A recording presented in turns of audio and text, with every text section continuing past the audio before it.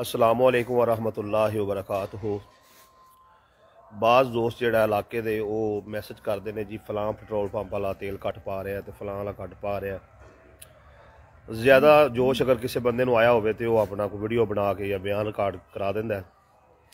उस तो बाद हुंदा कि ये भी एसी साहब जिहड़ा विजिट करते हैं उन्होंने कोई 10-20 हज़ार 50 हज़ार जुर्माना करते हैं तो जुर्माना पे करने तो बाद जिहड़ा वो दोबारा अपना पेट्रोल पंप जिहड़ा वो चलाते हैं।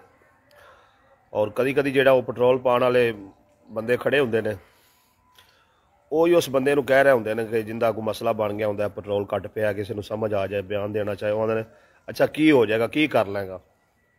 यानी उन्होंने भी पता कि अगर ज़्यादा तो ज़्यादा मसला भी बनया तो जुर्माना हो जाएगा 10-20 हज़ार वो अदा करो तो अपना काम चलाओ। तो जिन्नी देर तक कोई सख्त कानून नहीं होएगा इस मुल्क जिहड़ा किसी नूं भी जिन्ने वो पैसे देंदा पेट्रोल पंप ते उन्ना तेल नहीं मिलना है।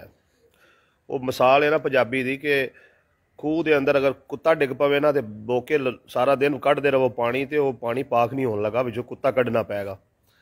इस तरह ही ये जिहड़ा पाकिस्तान का सिस्टम है ना कोई सब्जी वाला महंगी सब्जी दे दी है जी उन्हें जाके इसी हिसाब में शिकायत करो वो कोई 2000 जुर्माना कर देंगे। वो जुर्माना भर के उस बंदे ही अगों तो घूरेगा जिन्होंने महंगी सब्जी मिली है तो उन्होंने कहेगा भी तू मेरा की करा लिया।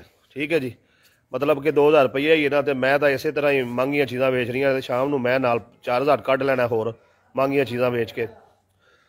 तो आ जाके गल ये कि जिन्ने भी मसाइल ने सारिया के अंदर कानून ही कोई नहीं है।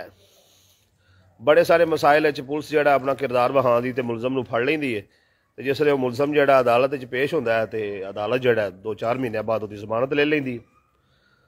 तो किधर जावे बंदा। टोटली निज़ाम जिहड़ा है फेल है।